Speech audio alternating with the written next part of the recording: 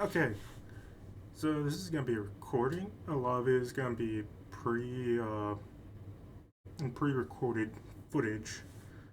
I wanted to get some new gameplay footage last night of how my character looks now, but I kind of just drifted off somewhere else when I got home. Uh, as you can, uh, technically I've only just barely begun the after gameplay, so I've only gotten to hunting down God, what was it again? That one really stupid bird, the Ku'u Yaku? Oh yeah. Yeah, right now I'm actually trying to find a way to get old materials from the how does that? I'm trying to find a way to get Wing Drake materials without getting Wing Drake plus materials. So I can try to upgrade some of my insects.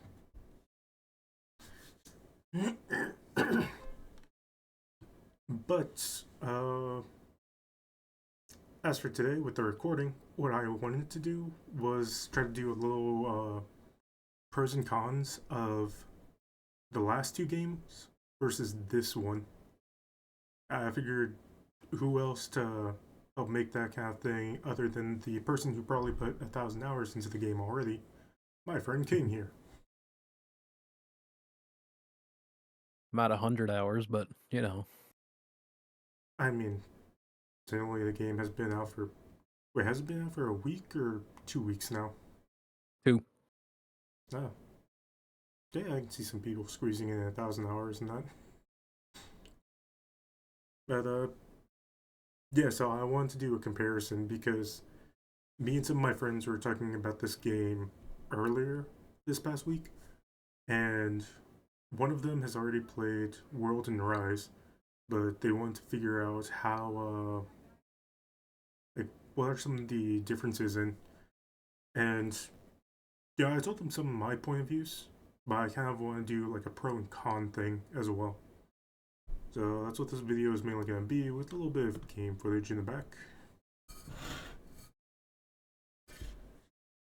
But yeah, so give me some of your good and bad opinions of how the game, how Wilds compares to World and Rise. Uh,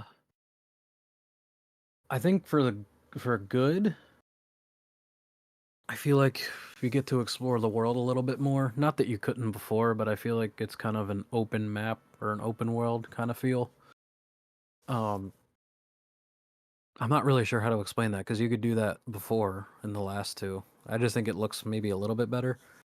In the same breath, bad, or maybe more like a con. Not that it's bad. I feel like the colors are more washed out. Now that could just be the way I have my settings or my TV, so I don't know if that really counts, but I don't Oh really no, like some of the areas how they look. Like right here at the base camp, it looks too gray. yeah, no, I kind of get it. It looks a little too.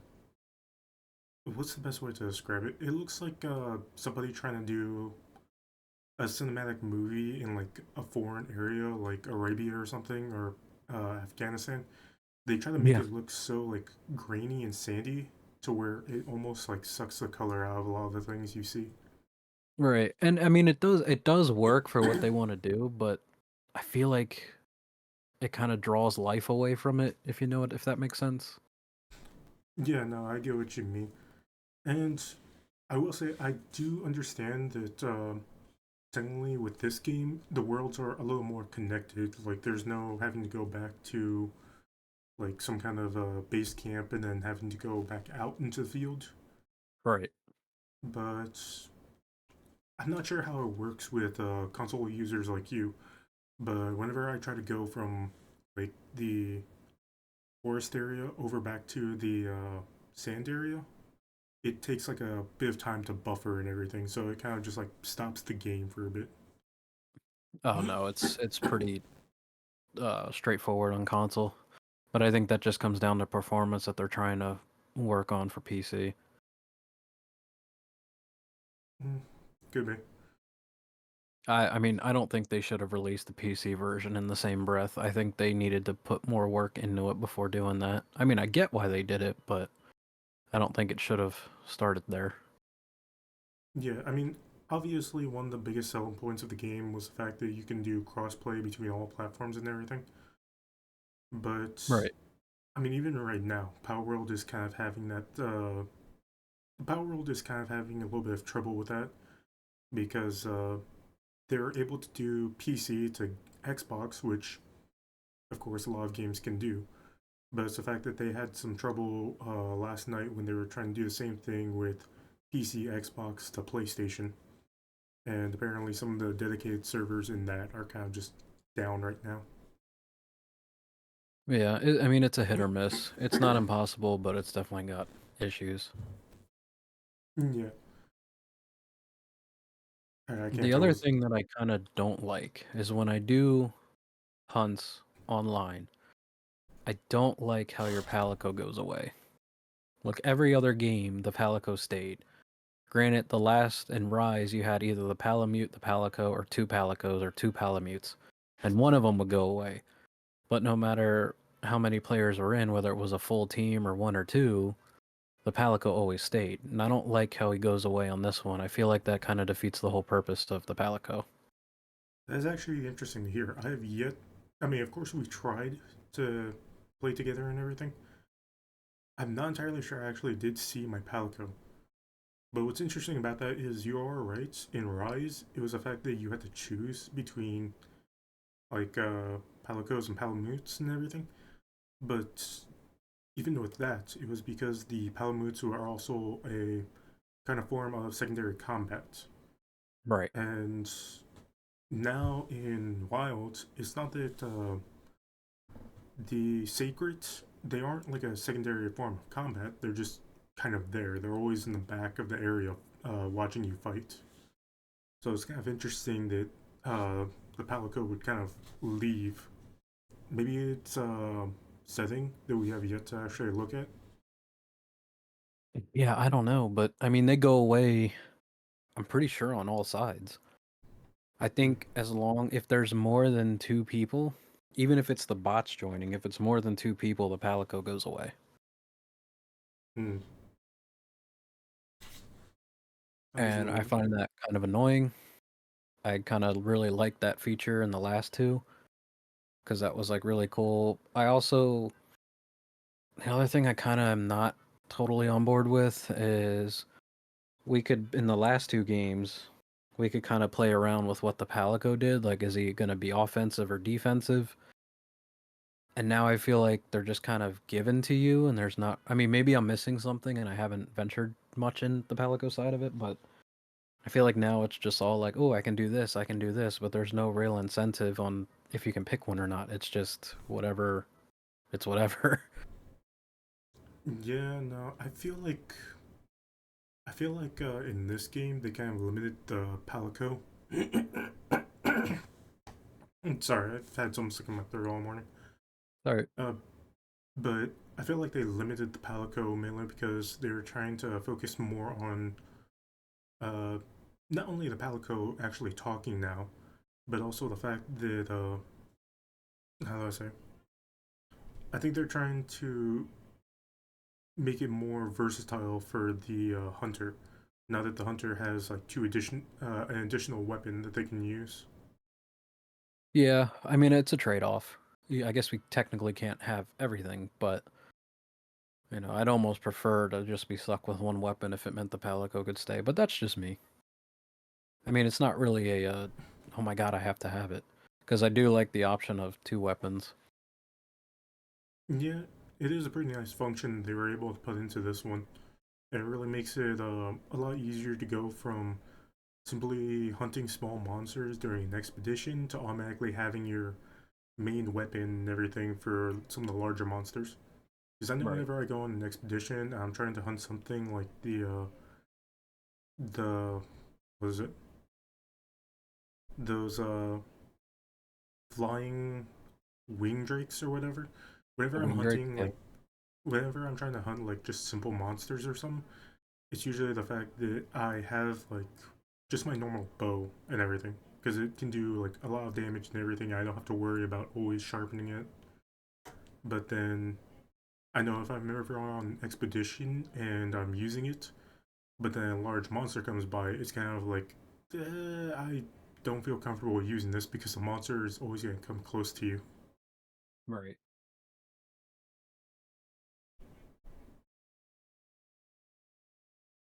I've Uh, been but I mean I've been having a lot of fun with it regardless, even with some of the quirks. yeah, because obviously, even with some of the new additions and everything, or some of the like more how do I say some of the more like out there ideas that they ended up putting into the game, like it's still Monster Hunter to the core. It's still like you can have fun with just limiting even yourself. Right. And honestly, that actually makes me think of what I heard from a YouTuber not too long ago who was trying to say, like, oh, Capcom's doing their usual thing of making microtransactions in the game. Like, you can't, like, you only get one editing ticket for you and your Palico, but after that, you gotta pay. I'm like, okay, how desperate are you to be constantly changing your character Palico? Because I don't know about a lot of people, but usually when I make a character, I just make that one character and I stick with it. Yeah, I mean I do the same thing and usually if I do use those little edit tickets, it's only that one time and then afterwards it's like I don't really care now. Yeah, it's usually for just even a small detail. Like back during Rise in the World, a lot of times it was mainly to like uh, edit the character's voice and everything, or just maybe give him like a different hairstyle. Right, But which, you know, yeah, it's kind of like you don't really need to be doing that constantly to the point to where you need to buy, what is it, like $3 worth of those tickets. Like there would be no point in it. right. And that's funny that he said that they're trying to monetize on it and it's like, well, I mean, obviously they're going to try to monetize a little bit, but when you go into the store, the only things that are there are cosmetic stuff. So it's not like you have to go into the store and be like, "Oh, I want to change my weapon. Let me get a ticket to change my weapon that costs $3 a piece." Yeah, because So even the yeah, only things because that they're monetizing are cosmetics, and really, if you don't care about them, you never have to spend that money. It doesn't affect you one way or the other. yeah, because even back in the world, like there were DLCs that you could buy to make your weapon kind of look like plush monster weapons and all that. And Yep. yeah, that seems like it would be cute and everything, but it's kind of like I don't really need that. I already can work with this large ass charged blade on my back. Right. And for some people, they like that. I'll be honest, I did. I did buy it. Um, but that was one of the things. It doesn't affect gameplay or it doesn't make you better or worse. It's just all it is a skin. That's it. Nothing more.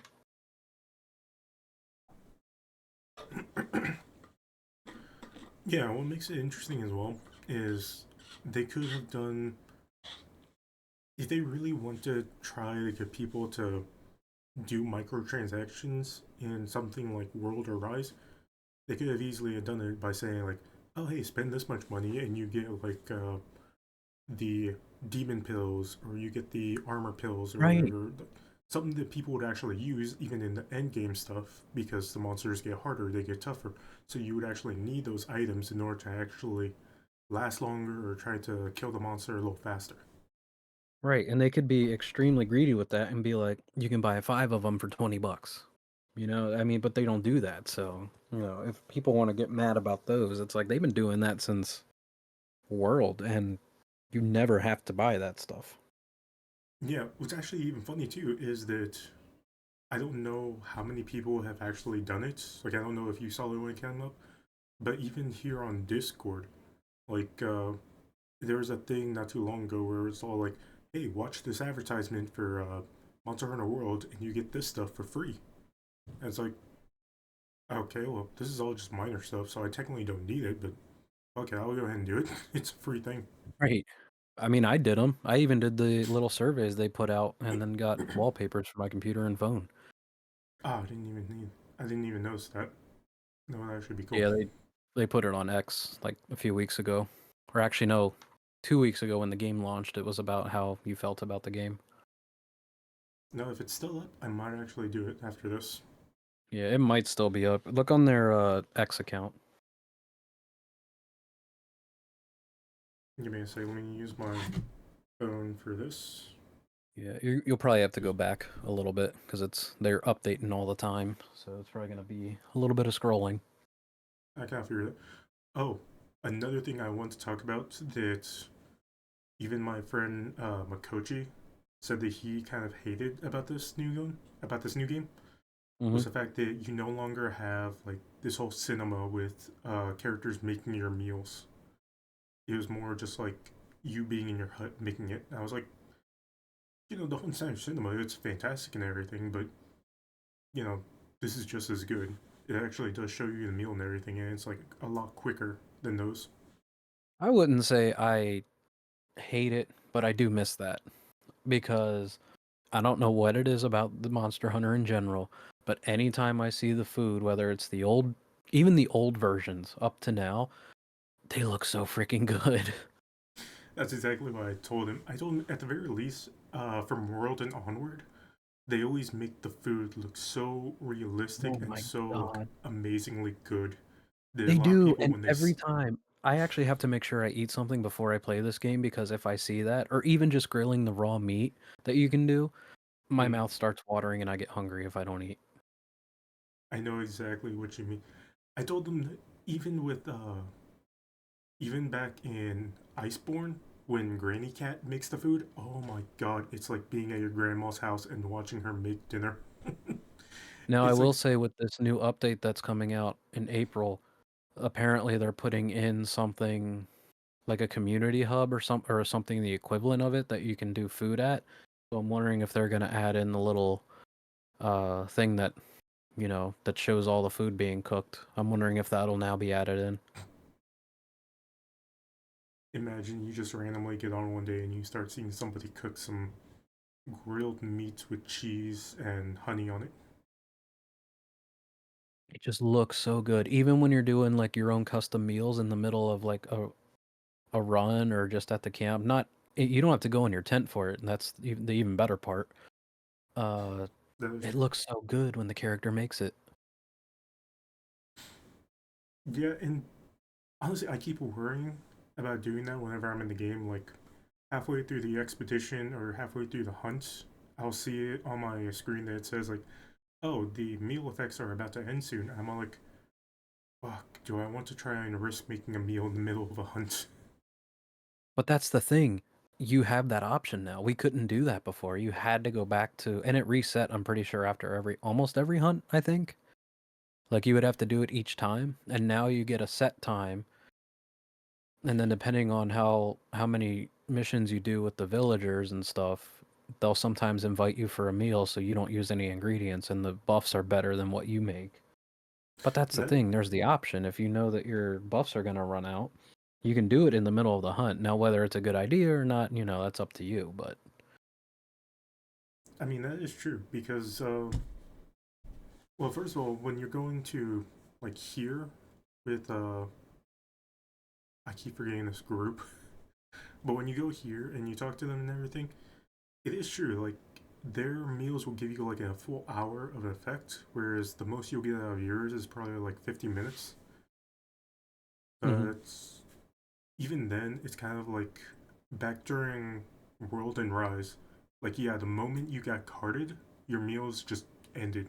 Like you have Yep, to try and you have to make sure that your camp is set up so that way you can actually have a meal. That you don't have to actually go back to main base in order to actually eat something again. right. And I want to say this at the very least, I enjoy this better than what we got back in Rise, where it was just constantly the dongo stuff. Because even though, yes, you got like different dongos depending on the ingredients you brought back for like a lot of those submissions, it's still a whole lot better to watch actual food being cooked rather than that whole entire dancing dongo scene. Yeah, I mean it was a cool little gimmick, but I didn't really like the dongos as much as I do the like the food. Yeah, because I mean, if they, how do I say, if they kind of like changed it between doing the world versus the hub stuff, then maybe that would have been cool. Like maybe during story mode, you could have gone to the girl running the dongo shop and got dongos from her. Or if you actually want to watch the food being made or actually have food, you could just go into the hub area and just eating from the cats. Yeah, I no matter what version I'm playing, Rise maybe not so much because it's the dongos, but no matter which version I've played, the food always looked freaking amazing.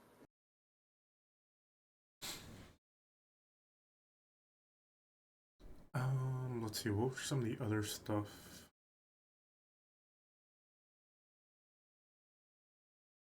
Fuck. Ooh, do you have a favorite monster out of the new monsters? Out of the new monsters, I think I have maybe one or two, but okay, let me first make sure I am clarifying. When you say new monsters, you don't mean the ones that they brought back and kind of changed in some way, right? No, not the not like the tempered or the guardian ones. No, I'm not counting those because it's still Rathalos at the end of the day. Yeah, pretty much. Okay. Yeah, I actually do have about one or two. Let me give me one sec. Let me look on my little compendium that I downloaded a while ago. Because whenever the Monster Hunter games come out, I always try to wait for the compendium come out to actually look at the full list. Was that out now? Yeah, there's a new Monster Hunter compendium. Oh heck yeah! Well, first of all, one of my favorites is Arkveld. Like, I don't know what it is, I just love him so much. Yeah, Um, what was the other one?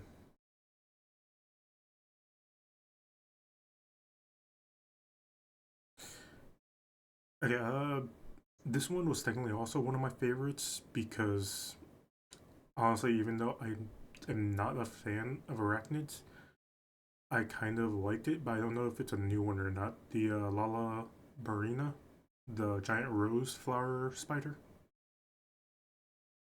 that one I like, but I don't like. Kind of at the same time. Like I said, I kind of like it, even though I'm not a fan of arachnids. Like, I'm not scared of them or anything. It's just, Jesus Christ, that thing can be terrifying. I don't know what those red spores like. They never do anything to me. I don't know if it's because I'm hitting them and they go poof, or if I just don't. I don't know. It might be I that feel you're like it's kind hitting. of useless.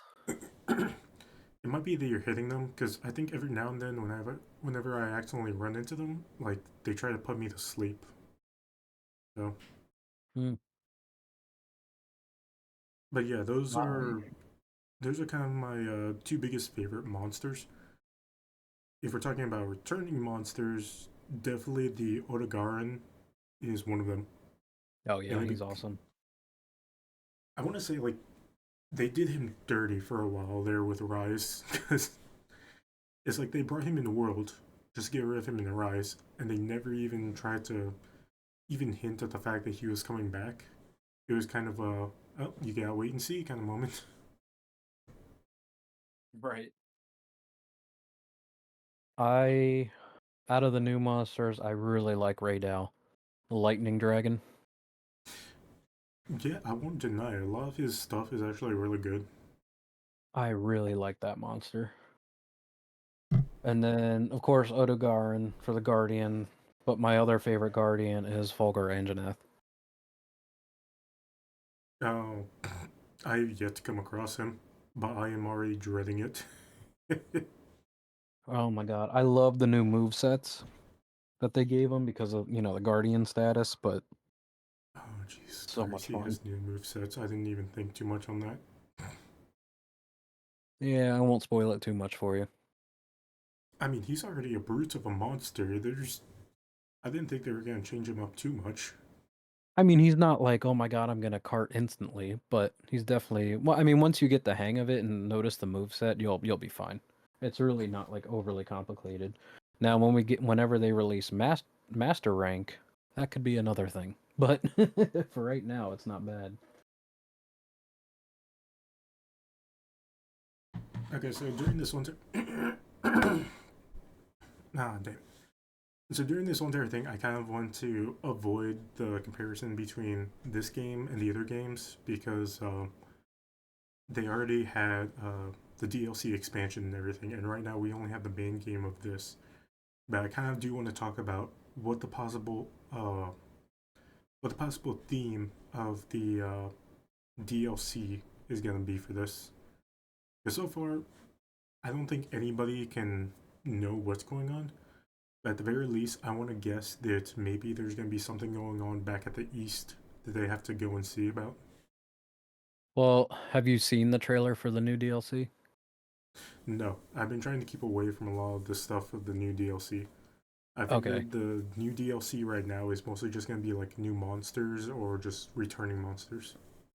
All right. Well, then I won't spoil it. They did release one of the monsters, but they said there's another one coming, but they haven't released it. But I won't go into detail about that. I'll let it be a surprise for you. Um, I mean, you as can at far as a least. theme, I don't really know, actually. Because, I mean, when it came to World, it was more of a. Like. It was more of the fact of traveling to an Iceland and everything. Hmm. And then with the Rise, it was more of like going over from Japan to England. So it's I kind of kind of like, like the idea of helping these villages, though. Like I feel more immersed in it versus just, okay, I'm here now. What? yeah, I mean, it is. I think a lot of the reason for that is the fact that they actually give the character a chance to speak rather than how they used to. We can talk now. We went to school. Yeah, because I know it's kind of a formulaic thing since a lot of the older games probably didn't have a lot of data to work with giving the characters their actual talking scenes except for that one moment during the final boss moment. Right. But it's kind of like your character can actually talk now. He can actually like communicate rather than just giving like simple nods or giving like eye gestures and then the story just trying to go on from there. But see, that's the thing. I never had a problem with it, and I never even thought because I was just so used to it over the series that the hunter or palicos whatever talk. So it never really bothered me. And then when I heard it, I'm like, ooh, I don't like that. And now it's kind of grown on me. I think that's how it is for a lot of people because I've seen a lot of people kind of turn off the talking function for the palicos. But whenever I see them like have a cutscene with the palico and everything, but it just like cries or just meows or whatever, and then they go right into acting like it said something profound. It's like, what?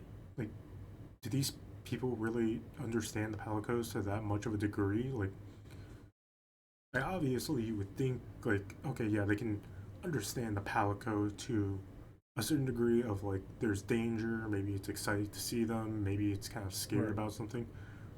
But this game makes it seem like it would take it to a whole new level if the palico didn't talk. Yeah, no, like I said, it's growing on me, and I'm okay with it. It just took a minute to adjust because I'm so used to them not. Yeah. I mean, I will say, other than that, my friend Makochi, he was kind of disappointed to hear that the Palicos no longer have this diverse cat talk and everything. Like, instead of saying Meowster, they now say, like, that's my hunting partner or something. Yeah, I do kind of miss that. I feel like Meowster and those little like meow puns were like the whole purpose of it. I think a lot of people kind of got sick about it around the time of Stories. Because have you ever played Stories? I played both of them, including the remake. Okay, so then you already know like Naviru and that is extremely annoying, and he does nothing but make those puns. Yeah, but that's the thing because I don't really count. the stories as like mainline Monster Hunter games because they're like their own. I feel like they're kind of their own standalone game because from World, including even Rise, because the cats never talked, it was just text. So it wasn't like in your face like Naviero was. I mean, true, but I feel like that's the main thing. Like, a lot of people heard that the cats were going to be talking in this, and a lot of them probably thought, ew, we're going to get more of that from stories? No, thank you. But it's kind of like, no, in now in Wilds, it's not that they shove down all that cat talk down your throat. It's more of the fact that you can actually hear the cat talk, and now they're actually trying to make a conversation with the people around them. Yeah, no, and I kind of appreciate that because I this is one of the companies I hope to work for one day. I mean, it would be amazing to try and get somewhere with them to even make like custom outfits based on like monsters. Well, I back World, when Iceborne, that DLC, when that was brand new, I did extensive research into how it was done, and they would actually make the monster sounds with real life objects. Like Valkana, when she would spit the fire and or the ice, I'm using air quotes here, the ice fire, Mm-hmm. they actually had a chunk of ice and they would hit it with a pickaxe, and there was this other tool that they would use to make that scraping noise. They would take that and then obviously do the audio work and make it sound like the way it does now, and it just really really intrigues me. Yeah. I always knew that they would find like some kind of creative way to try and do it because I think I heard with a lot of their monsters they try to kind of use sounds around them and just kind of instigate that into being like monsters. Yeah, they do, and I forget which exact monster it is, but you could probably look it up. I think they had one where one of the team members, I can't remember which one it was, their cat would make a weird sound and they took that sound and gave it to a monster. Obviously it went through audio enhancements, but it's so cool how something like that small turns into like one of these big scary monsters. I remember hearing about that somewhere. I could swear it was one of the monsters during a world. Hmm. I don't remember which one exactly it was. Imagine it being a fucking Rathalos. Oh God. The one, is there like a monster you're hoping they bring back? mm, I'll say that's a little tough to talk about because obviously you know that I've only ever played World and Rise, and so it's kind of like they've already got some monsters from World in here. Most of them are Guardians now, but still. Uh, it's also the fact that most of the monsters from Rise were specifically made for that game alone. So, Yeah, I mean that's fair.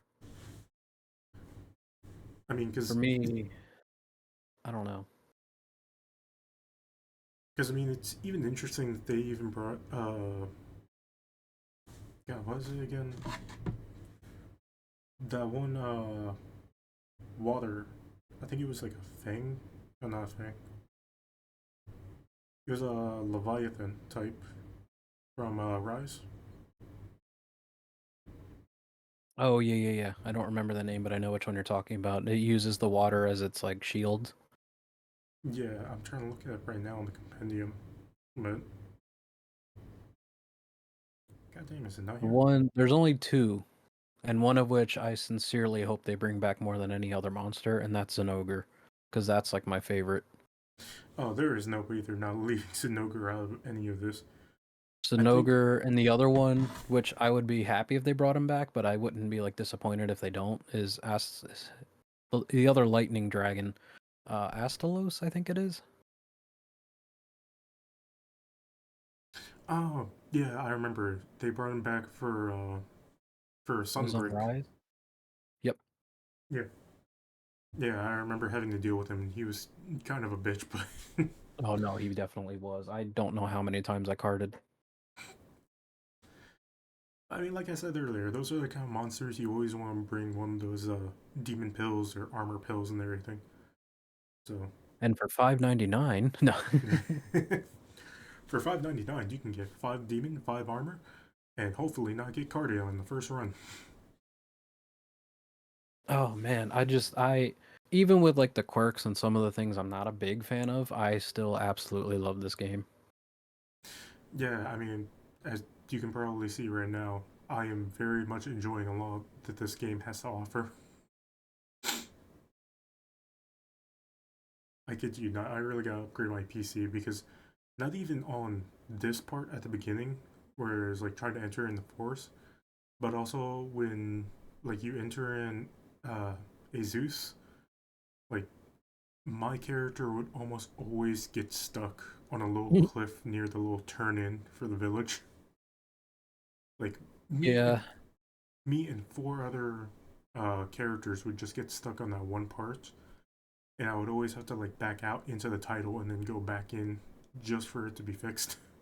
Yeah, unfortunately that's part of the performance issues that PC has been having. So it is just PC players because on console we haven't run into any of those issues. It blends pretty smoothly, and there's no. If there is a small loading glitch like that, we don't even notice it. On PC, I know Capcom has said that they are trying to get that fully fledged out. They've released a couple patches in the past couple days, but obviously it still needs work. Yeah, I mean, it also doesn't help that a lot of PC players like me have tried to like set the graphics so high to that ultra rating, Hmm. mainly because like of course we want to see it look nice, we want to see it in its full potential and everything, but of course that's just gonna make the whole entire thing run almost completely slow. It's gonna make my PC sound like a jet engine trying to take off. Oh yeah. But I think once we get further into this lifespan, I think PC will be in a lot better position. I think it's just I think they just wanted to say that it's releasing with PC along console, and I think it wasn't maybe fully tested the way it should have, like they did with the previous titles. So I think that's kind of why PC has been on the struggle bus since launch, Yeah, because they've always prioritized console before the PC. So I think that's kind of why you guys aren't getting as much. I don't want to say not that you're not getting any of the attention, but I think that's why the patches aren't rolling out as fast as they are for console. yeah, no, and I completely understand. That's why back when Rise came out for the Switch and everything, why a lot of people were complaining about, oh, it's gonna be ported over to Steam and everything. It's gonna have all these really bad graphics. Like, it's because like it's gonna obviously go to console first because because the consoles can obviously run games. That's their Right. main primary function. So of course they're gonna be built in order to actually do this kind of stuff. Whereas PC, like a lot of the times when you get a stock PC, it's gonna have low graded graphics card, low graded CPU. It's barely gonna be able to run much, even if you're how do I say, even if you're downloading something from online from like just a random website, Right. it's more likely barely going to be able to run that because it's not supposed to be able to do that right off the market. You can actually spend like over thousands of dollars to upgrade it so far, and even then, you're pretty much replacing every piece of the PC up until you get like yourself a new PC that can match a console. Right, but even for people that have like the highest PC you can get right now, if the game isn't running the way it should from the get-go, it doesn't matter what your parts are, it's going to struggle. Yeah, And I think that's kind of where this game is at right now. Although it's not like unplayable, it's got its problems, and I know that it's not an easy thing to just, oh, we fixed it, here's the patch. They have to, kind of go back to the drawing board and figure out where that problem is and then somehow fix it. And I think that's what a lot of people don't understand. They just assume they're this multi-million dollar company and they should be able to fix it. It's like, yeah, but it takes time. And Monster Hunter and Capcom have always been on the console end of things. Now that they rolled out PC with the console, it's a matter of getting everything in order. Yeah, because whenever it came to the consoles, they could just make it as is and everything. And then Right. from there, trying to get it into PC, they could just try to downgrade some of the settings. They could try to downgrade some of the aspects of the game, and that should only take like, I don't know, maybe half a year to maybe a year, and then they can finally release it on Steam and such. Right. It's just Which the is what they've fact, been doing. yeah, which it'd be a lot harder if you make a game specifically for Steam and then you try to like upgrade it from there for the consoles, because then you're having Right. to take more time to make sure that it actually looks good, to make sure that everything works right and there aren't any bugs that could happen because it's running on console now. Right. So, yeah, obviously, the first thought when it comes to video games should be to get it onto console, and then you can work backwards to trying to get it onto Steam. It's just the issue of whether or not the console itself is at a high enough rating compared to Steam. Like how a lot of people want to compare Rise for the Switch going onto Steam and everything, saying how Steam was a lot better because the graphics could be pushed a lot further, or the FPS was a lot better than it could be for the Switch. See, but that's the thing. Other people are so fixated on the graphics. Monster Hunter Rise, yeah, it didn't look like this, but it wasn't bad either considering other first party games run like absolute shit. And then you get Monster Hunter Rise, and yeah, it's not the most, complex set of graphics, but it ran pretty dang well for the Switch. Yeah, and that's why I never had any complaints about it. It's like it was, even if you take a look back at like even Monster Hunter Generations, which came out right before Worlds, that Hmm. game didn't have like high graphics. That game didn't have like these amazingly like, how do I say? They didn't have like these amazing details and everything in every little bit. But it was still the fact No, of it was still the fact that the game ran really well. yep. It was able to fluently get you into the area to go out to hunt the monsters, and it didn't have to like buffer the moment you entered in combat with the monsters, because that could have very easily happened. Trying to, Right, it did because I still sometimes play Generations on my Switch, and it's like a huge upgrade. Even Rise. I mean, people complain about it, but it's just like, have you gone back and played the original ones like before World? Do you know how much, those graphics were not high powered, even on PC when people got it ported? yeah, and honestly, that's always been kind of my problem whenever it comes to playing games. Because even, how do I say, even back when I first played Skyrim, a friend of mine tried to get me into playing Oblivion because, of course, Oblivion was supposed to be a lot better. It was supposed to be like the game before Skyrim that was extremely hyped up. That was supposed to be a 9 out of 10. But the moment he gave it to me and I started playing it, I think I got maybe about 5 minutes in, but I couldn't handle it because of the graphics and everything. I was already at that point where I, what was I saying? Where I'd already seen like the best and everything. So I didn't feel like I Right. could handle the low grades. But even then, like, I'm not gonna make fun of it. It was what it was during the time. Right, but I mean at its peak, at the time, it was probably Skyrim. Yeah, But that's then why. as time went on, you go back to it and it's like I can see the appeal for the time, but I can't get into it. Yeah, and that's why I mean. Like, it's the same way with these Monster Hunter games. Like, I started out with World, but I feel like I can't go back to some of the older games because I can't appreciate them because of how different the graphics is. Of course, I can understand if a lot of people saying like, "Oh yeah, Monster Hunter 3 was amazing. This Generations was fantastic and everything." I'm just over here like, okay, yeah, I'm not gonna disagree with you because I don't feel compelled to go back to them. Like, Right. I've already come this far. I've already seen like really great graphics and everything. I don't feel like I can get as much enjoyment out of seeing low graphics, but I'm not gonna hate people who say that those games are the best just simply because my only opinion is the graphics. Right. For me, because I have a modded PSP, I went back to there and I was playing it a little bit before Wilds came out. And although I enjoyed it, like you said, I'm so used to the higher performance and the definite quality of life updates they've done over the years that I kind of struggled with it. Yeah.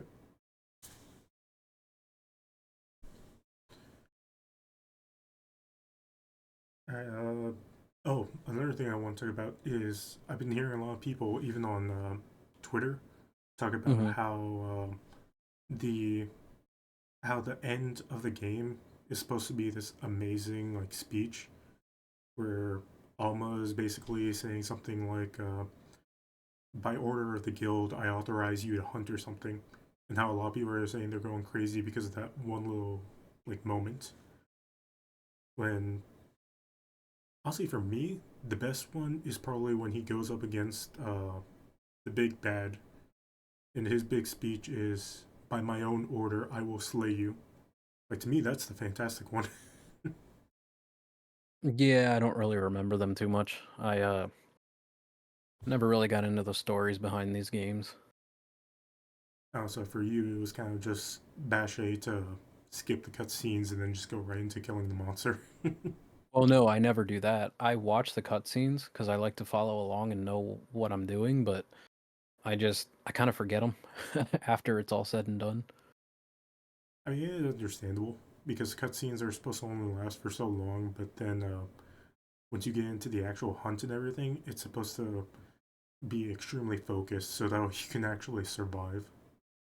Right. And I'm not saying they're bad. I never really got into the stories behind, all this stuff since World. And that's not to say they're bad or trash or anything. It's just, it wasn't really for me. Yeah, I get that because I'll say another thing that a lot of people would have to think about when it comes to these is the older games, they didn't really have much of a story behind them. It was always just go kill this monster or go capture this monster. That was it. Right. And But I it think the wasn't. only, like, I'm using air quotes here, storyline they had, it was more like a monster attacked the village and now we have to pick up the pieces kind of thing. So it was a lot of rebuilding rather than story. But you got the premise and then it was just hunting after that. Yeah.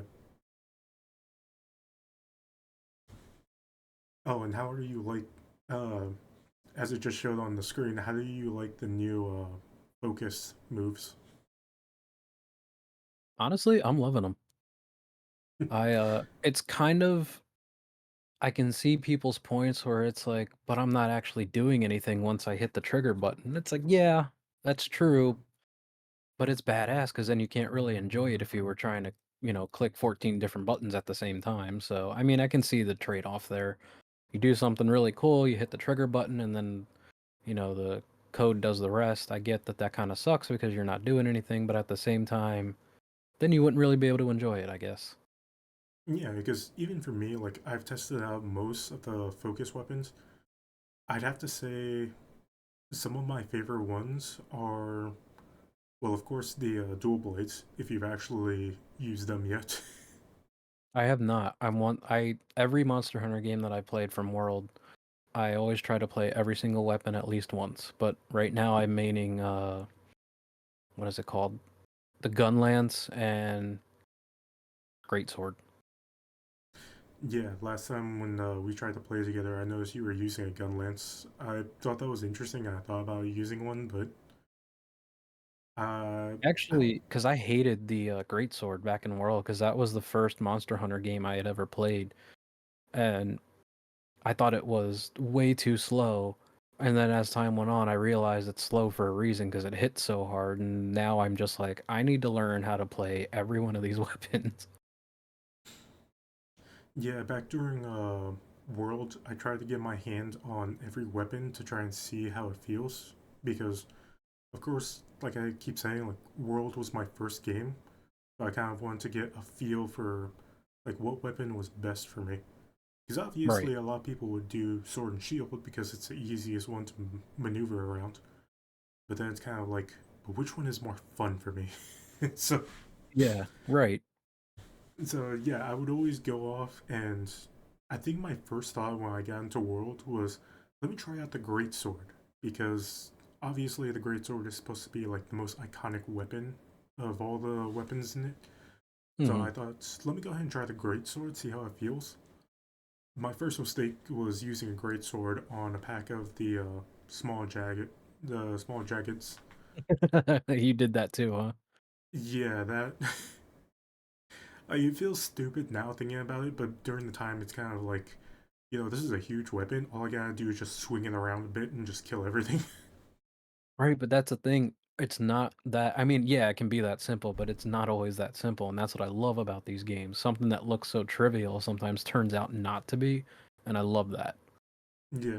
And not only that, but if you ever notice, like every game, like the weapons always change up to the point to where it can be more easy or difficult to play as. Because Right. I think back in the world, I tried using the insect glaive. I couldn't really get the hang of it, trying to constantly send out the bug to get the piece on the monster, or even the right piece on the monster.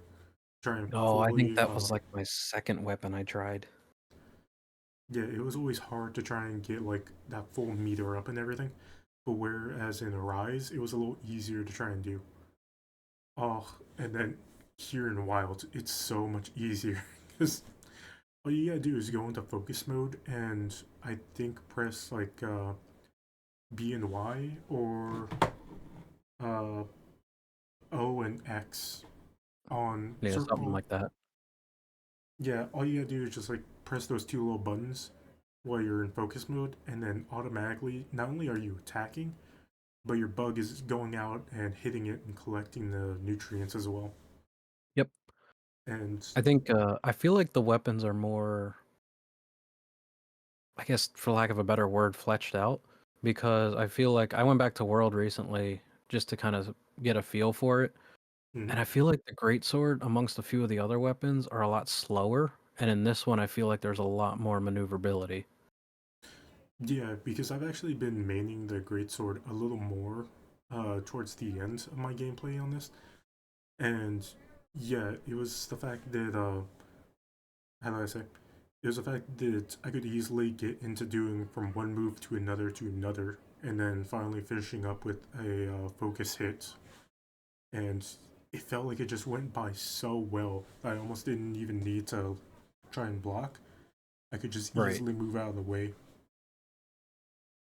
My favorite thing to do with the gun lance is when trying to remember which one did it the most. But when a monster would like charge at you, and if I pull the shield up just right, I get that. I forget what they call it in game, but it's basically the focus thing. Just you're fighting against the monster with the shield, and then if you hit the right button, you can attack the monster and knock him over. I love the feeling of that. It just feels so satisfying to do that. I've never been too good on those nanoseconds kind of defense things because I've never been too good with timing. So it was kind of a I struggle to mean, do that's it. fair. It was kind of a struggle to do it in this game, but every now and then when I did it, oh, it felt like I accomplished so much in that little Right. moment. But doesn't it feel like so satisfying? Like just to do it, and then you'll see in the corner you get a buff applied because you did it just right.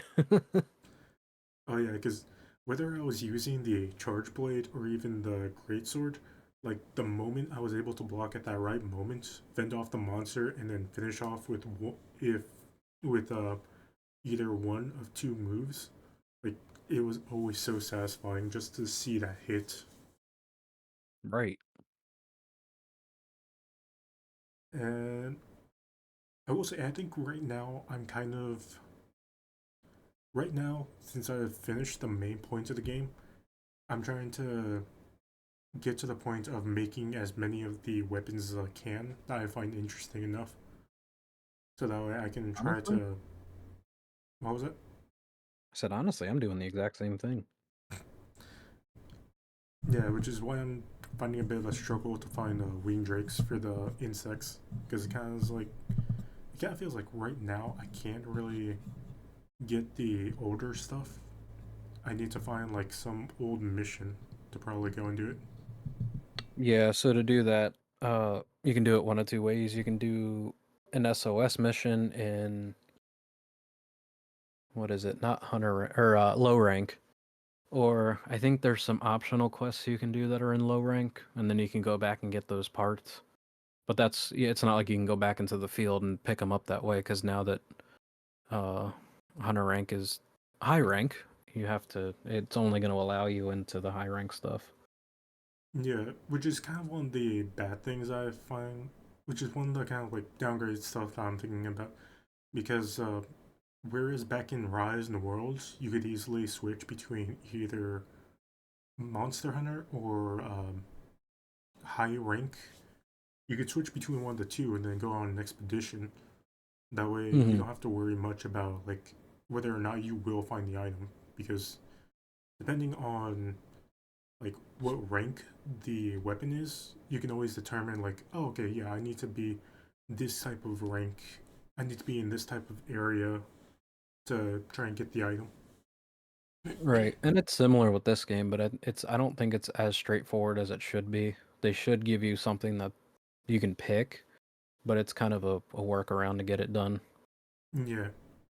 Although I will say, the one thing that I like about this, that I enjoy a whole lot more than either World or Rise, is the fact that the weapon system, if I can pause right here, what I like about this is the fact that you don't need to constantly make like two of the expedition bows if you want to like make multiple of the weapons. You just have to upgrade it to a certain point, and then you can unlock the ability to craft something else. Right.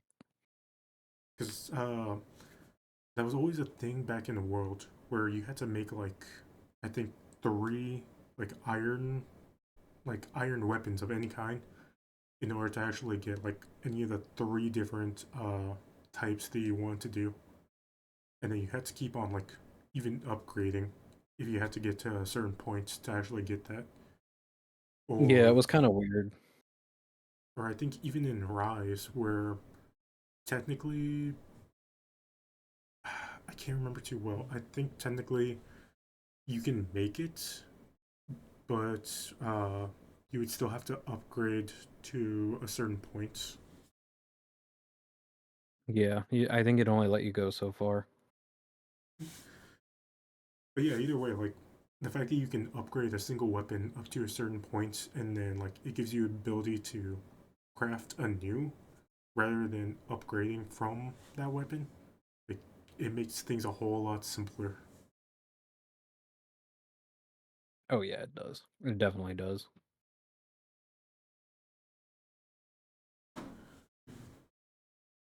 But I mean, I'm having a ton of fun with it.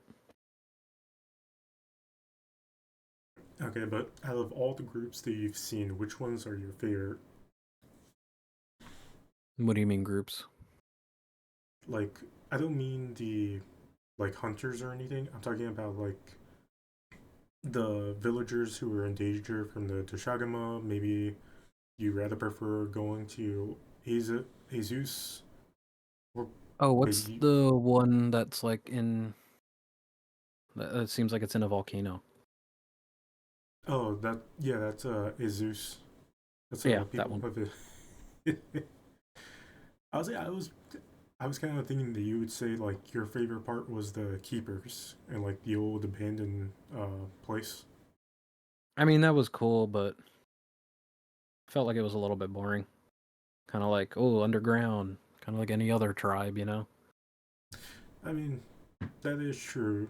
When you think about the keepers, like they're no more special than like hermits. So, I mean, granted, I feel like this game could have also have done the. I feel like they could have done uh something in this like they did back in the world where you go talk to a botanist and they're able to grow like any kind of mushroom plants or even collect bugs. Right. Because honestly, I love the world for that. Like you didn't actually have to go out and look for a lot of those things. You just had to kind of talk to somebody and say like, "Oh yeah, I want to go ahead and do this." I will say I do like how when you're riding whatever that thing's called, that you can still use your clutch claw, I guess is what it's called. So Yeah, like if there's ingredients or rocks, you can grab them while riding, which is so cool. yeah, that was always the cool part, just being able to ride and then just collect like honey or maybe some fire plants or something along the way. Oh, and the other thing I really like is the amount of environmental traps and hazards for the monsters. I Mm. know World had them, Rise had a couple of them, but I feel like there wasn't as many as there could be. And this one, I think they did a little bit more, and I appreciate that. Yeah, because I think in this one they took a little more consideration into the different places in the environment that could have something.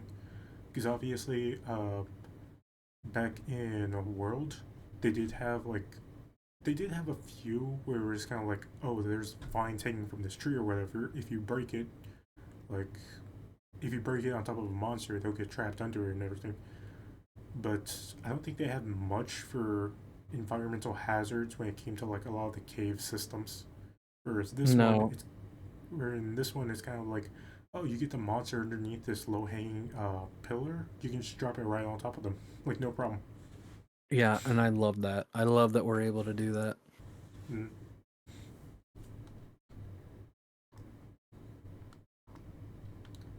Damn, I'm about ready to hop on again because I haven't played it for a couple days because I've had a couple other things go on, and I was modding a Wii today, so I'm about ready to hop back on it.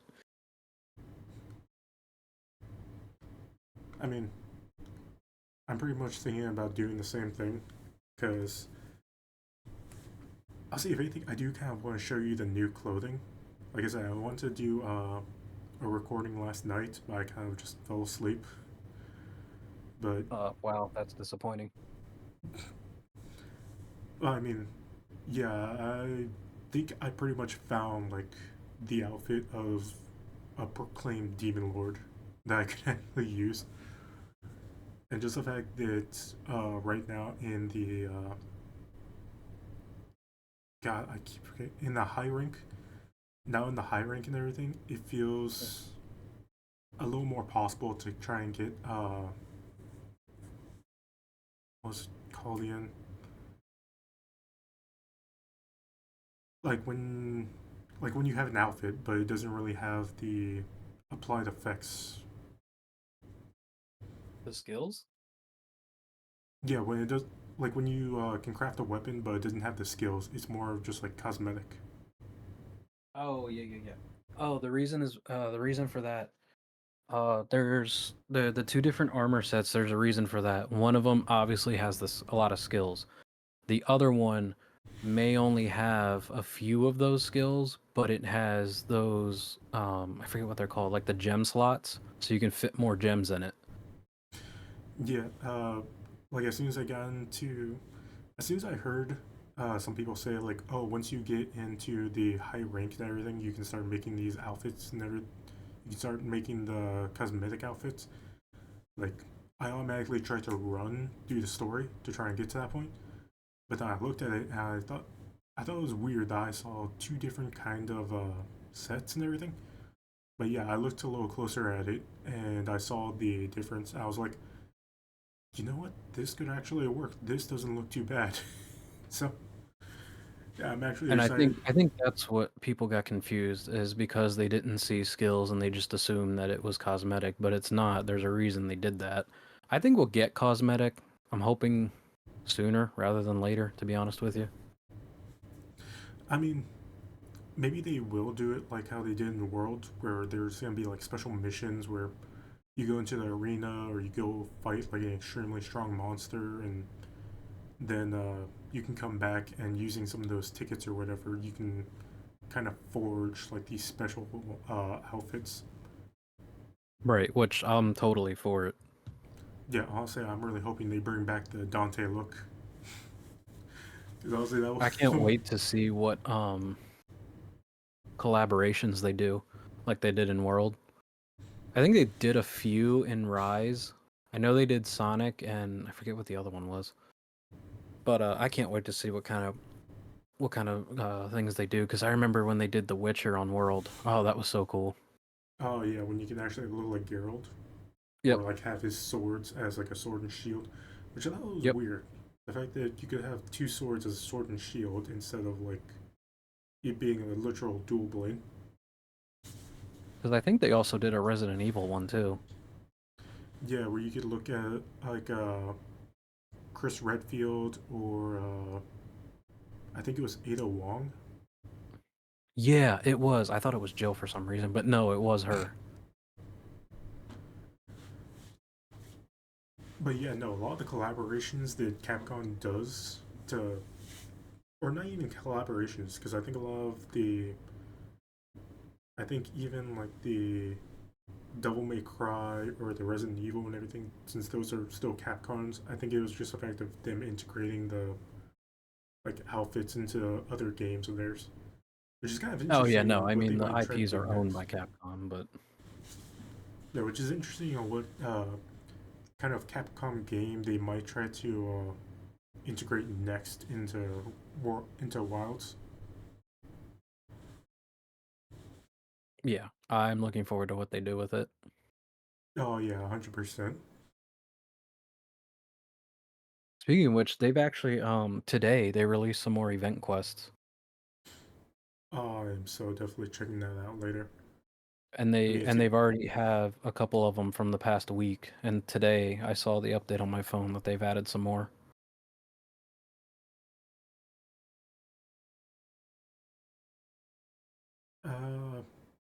what was I gonna say? Oh, uh, honestly, it'd be kind of weird if after all this stuff that Capcom tries to do like Power World armor for Wilds because the two games being so big and everything.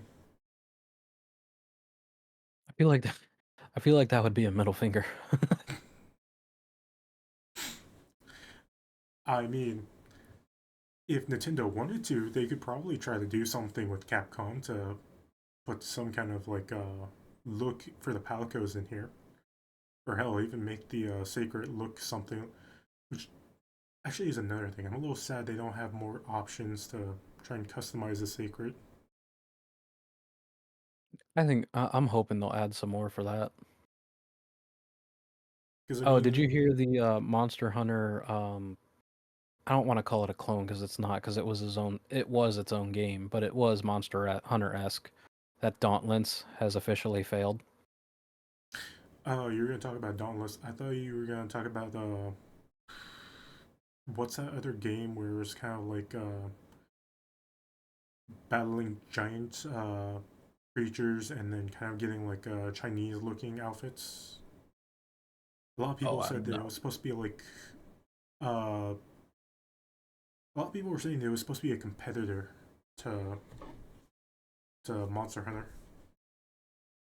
No, I have no I idea. It's not much of a competitor if I haven't heard about it. mean, give me a sec. Let me look it up on Steam real Gotta quick. hide his porn. No, don't worry. We're using my primary account, so we're not seeing a lot of femboy stuff.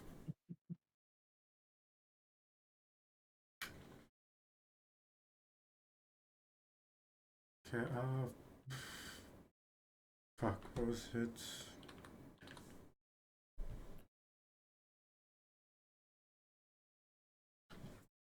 Let me try looking under Hunt, because there it is. Wild Hearts. Oh, Wild Heart? Yeah. Yeah, no, that game is good. The problem is that team gave up on it. Yeah. I'll say by looking at a lot of the monsters, it looks like it could have been creative, They could have, and but they could have taken it somewhere, but the dev team and they pretty much you don't hear about it anymore because they haven't done anything with it since it released. honestly, which seems like really sad by a lot of the stuff.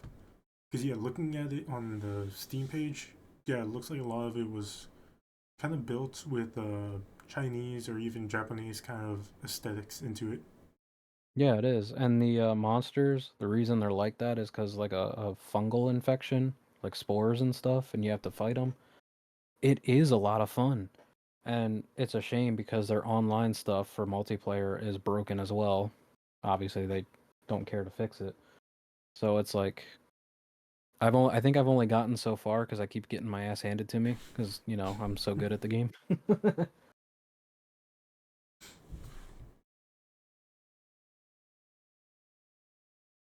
But I think they shouldn't have given up on that game. I think they could have had something and they let it go.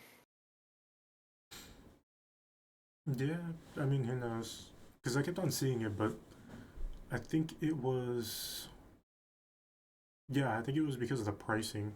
I kind of just didn't want to do it because I saw it more as like a Monster Hunter clone. So I thought paying like $70 for the game alone was just gonna be too much. I think that was when it released though, because I got it at GameStop brand new for like $20. Are you sure it was brand new? Because right now there's a deal on it where it's only like 10.49. Well, that was at the time. That was like a year and a half ago. When did this game come out? Yeah, this came back out in February 16th of 23. So 2 years ago. Yeah, I know, and I got it last year, so but it had already pretty much been given up on by that point. Yeah. But honestly, yeah, no, Dauntless, like, I remember playing it at first and it was kind of fun, but then I think they kind of went more into the usual way of games with season passes and everything, and they just got a little too much. Well, that game is officially being shut down, Actually, yeah, and well, it's no, kind of sad. I mean, it kind of is. But you know what one of the funny parts is? It What? so, uh, ever since I played the game, there was one monster that I loved so much that I kept on naming my Palico after, and that Which one? was 1 moment.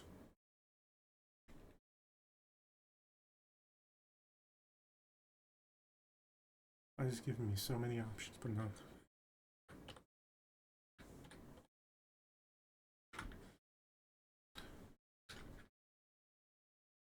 That was this thing. I don't know if you can see it or not. You're not streaming anymore.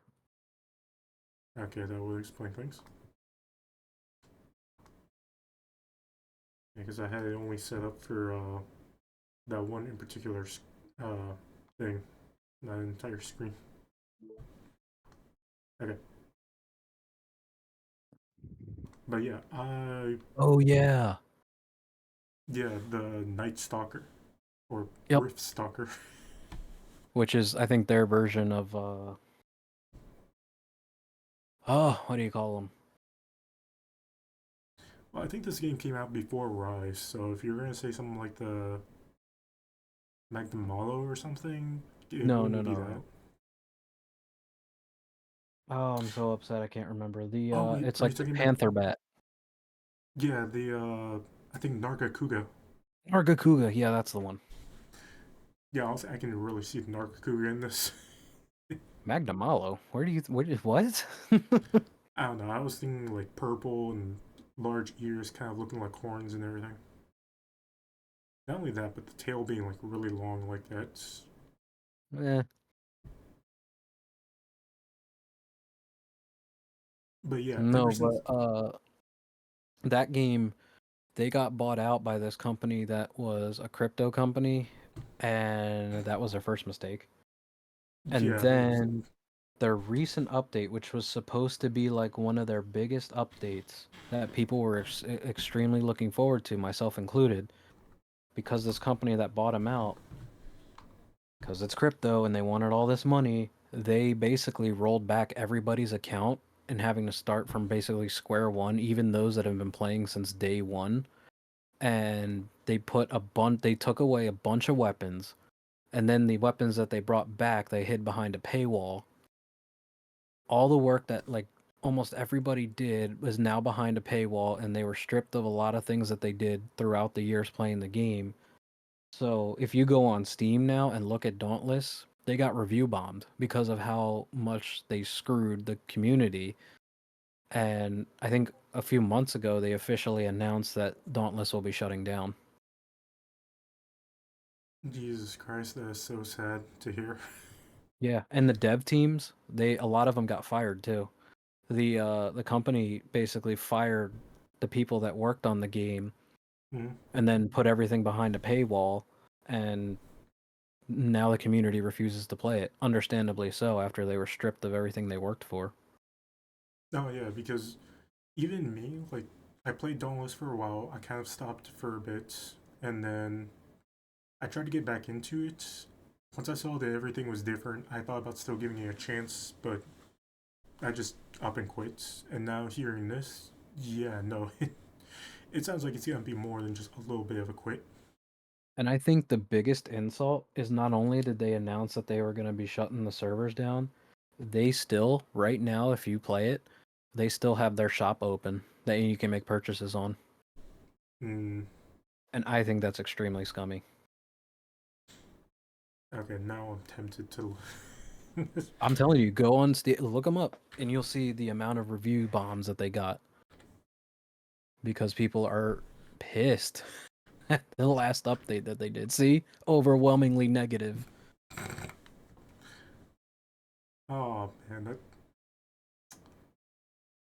Wait, why is it saying release date was December 2024? Did they like stop the game for a while and had to re-release it? Oh, I don't know. I mean, the whole thing's fucked now, so they probably got all the information's probably not up to date. Although, no. Maybe that's the PC version? I don't know if they released PC before console. I played it on Switch, so I never played it on PC. I think I definitely played it on Switch when it first came out, or when I first heard about it. Yeah, it might have really. I don't see it being that bad though, because that's way too recent. Something's not right with that. I don't think it matters now because they're getting shut down anyway. Oh yeah, definitely not. But what makes it so sad is just looking at the way it is on here. It somewhat feels like it could be. There was gonna be a lot more open world than it was for a while. But yeah, no. Now that all of this is happening, that's just sad. It is. It, It's a lot of people are just like, don't. I mean, myself included, dumbfounded. How can you do that to a game? You strip just about everything people have worked for, hide it behind a paywall, not bring certain things back, and I mean, they took away a lot of good mechanics too. I mean, this update like brushed the whole thing, and now people are doing videos on how to roll back the update or warning not to update at all. But me, it's kind of, in my opinion, that's kind of a waste because once it gets shut down and those servers are down, it's not going to really matter. yeah. Which I mean, honestly, if they didn't do with the crypto company, they could have done so much more. Like even if there was like still like an in-game shop, just simply for like, oh, you want to buy this new riding partner or this new mount style creature? Like, okay, you just gotta pay for it. But even then, it's kind of Right. like there's still a temptation to it. But I just mean, the because fact, it is a free to play game, so I know that they have to make money somewhere. I get that. But what yeah, they just now did, granted, it wasn't the original team because unfortunately they're all gone. yeah, What they did now, yeah, they just shot themselves in the foot. but yeah, honestly, looking at this scene, I don't remember this place looking like as big as it did, which makes me feel like maybe it was supposed to be a little more open world during one of the updates. It But then I guess, was, they went through like I think 2 years of no updates, or almost 2 years, before they had another one that made it a lot more immersive and open world esque. And then this last update was supposed to be like one of their biggest ones yet that was supposed to bring all these features and weapons and new monsters and all this stuff, which I think would have like skyrocketed this game. and instead they sold off the company, and that company butchered it, fired all the original devs, and decided to make it a huge paywall, and now it's gonna be shut down.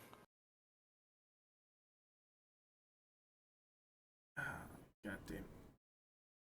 Honestly, just hearing that and looking back at all of this and thinking about some of the monsters that I've killed, it honestly just feels. It honestly feels like extremely heartbreaking Oh, it to know is. that. And I never even put as many hours as I do in Monster Hunter in this game, but I still enjoyed it. Yeah, like there was a few times that I was at. I think one of the things that I hated about it that made me stop was the fact that it kind of forces you to be on a team of four in order to actually go on a hunt, rather than just you Yeah, being alone. yeah, that one kind of sucked a little bit, but I mean, I looked past that. But Yeah, I mean, obviously you're gonna look past it because you're still going to fight a monster that you do want to get the parts for. You do want to make this exciting weapons for.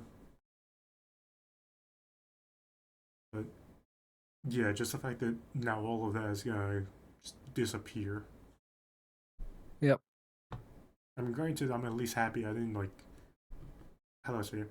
Like I didn't put like any money into it yeah, back when I I did play didn't it. either. But still, I think if it actually tried a little more, like maybe I would have been a little more tempted to spend like even $20 on this. Yeah, I mean, back in its prime, if I played it more then, I probably would have put a couple dollars in it, especially for the passes, because it was fun. I just didn't do it at the time because I think Rise, when I started, Rise was the newest Monster Hunter, so I ended up playing that instead. Yeah, But I could have, if this new update that they were supposed to have, if it was the one that was meant to be in place, I probably would have tried it again before Wilds just to see what I could do with it. But instead, they completely destroyed the game. yeah. Okay, well, just to kind of get away from that, just kind of get away from that sad topic for a moment. I do want to ask one thing off the topic of Monster Hunter, Hmm. and that is, did you get a chance to play the new Sonic Racing game for the beta? Not the beta, no. Okay, because I know, because you said you have a PS5, right? What? No, I don't. I Oh, don't have anything past PS2. okay. I thought you said before that you had PS5 though. Because yeah, for the Sonic Racing beta, like it was only out for like people who have the PlayStation 5. So I guess for some reason in my mind, I thought you had one and you were playing. Oh no, I my first console was the PlayStation 2, and then from there, because it was so heavily marketed, I got the Xbox 360, and I've been with Xbox pretty much ever since. I never had a PS3 or PS4. Hmm.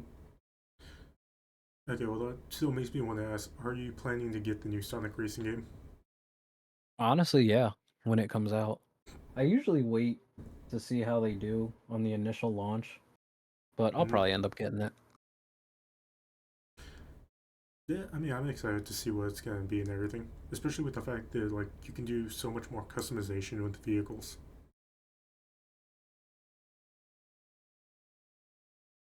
I will say, prior to Wilds coming out, I was really into a lot of the older consoles as of recently. The Wii, the Wii especially, and Yeah. the GameCube. The GameCube, I love modding. But I found out a couple days ago that two people managed to bring back the Wii shop. So I've been playing around with that. Really, that actually does sound interesting. They have to like reprogram the Wii itself, or was it more of just like reinstalling something? I mean, I guess technically a little bit of both, because you have to have a modded Wii, and there is some files that you have to download and put on the SD card. But and it's not fully fledged out for the Wii shop. It's not like 100%. no issues whatsoever because it is fan made and they're trying to do their best to get it up and running. So it's got its quirks, but the fact that it's up and I can actually go in there and download stuff is amazing. Yeah, honestly, that sounds really exciting. So I I'm mean, good at putting things together and getting files in the right spots and soldering and stuff, but I will not take credit for getting these things up and running because it's the people that have gotten the code and everything to sit right that have spent hours at a time doing it. All I do is install it. I mean, it does make you think about trying to do more stuff on it. Oh yeah, it does. But I've never been great with the code, a lot of code that they have to do because it's a lot of Python and some of this older code language and I don't even know it that well, but I know C++ and C Sharp. And that's just because Unreal Engine uses it and that's what I use to make games. I mean, it's probably also the fact that with Nintendo they had like a special code and everything, so you have to use like some kind of old formula to try and do it. Yeah, I mean that is true. I have no idea where to begin on something like that because people have also brought back the Weather Channel, the News Channel, Everybody Votes Channel. You can even, I haven't done it yet, but there used to be an app on there where you could order like Domino's, and people have brought that back where people can actually order from Domino's through the Wii, just like they did back when it was official. Jesus Christ, with that much power in people's hands. I haven't done that part yet. I've done the Weather Channel on my personal Wii, the Everybody Votes and News Channel, and I think there's one that I'm trying now, which is the Nintendo Channel, but I'll do that later. But I haven't tried Domino's yet. But apparently, it's you can still do it, and it's to me that's hilarious. That is just imagining somebody using the Wii controller to try and pick toppings and everything like it's a pizza simulator. There's a video on YouTube if you look up ordering Domino's on the Wii.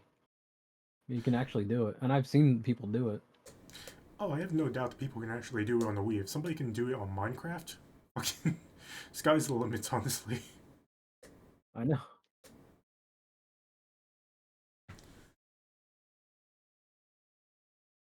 Okay, but so before the recording ends, what's your final thoughts on Wilds versus the World and Rise? I don't know if I'd say I like it better.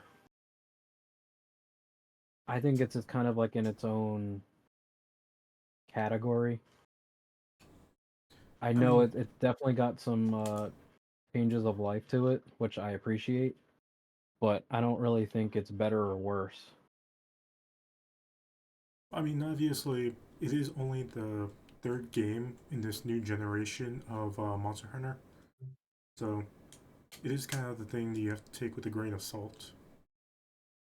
Right. Like it's not it needs time to develop and become whatever it's gonna become.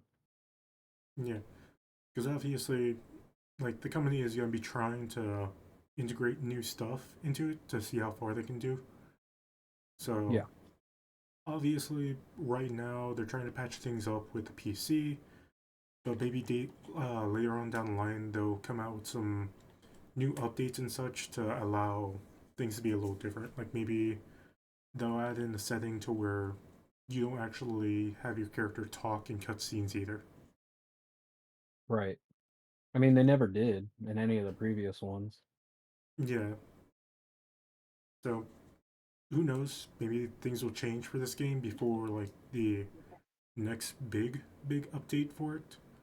But as for right now, yeah, my opinion, the game is pretty fun, and there are some things that I kind of wish stuck from the other two, but there's also things that I kind of like better in this one that the other two didn't do so much of.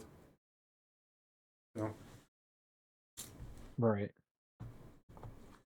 alright, well, that'll pretty much be it for the recording today. We'll see you all later.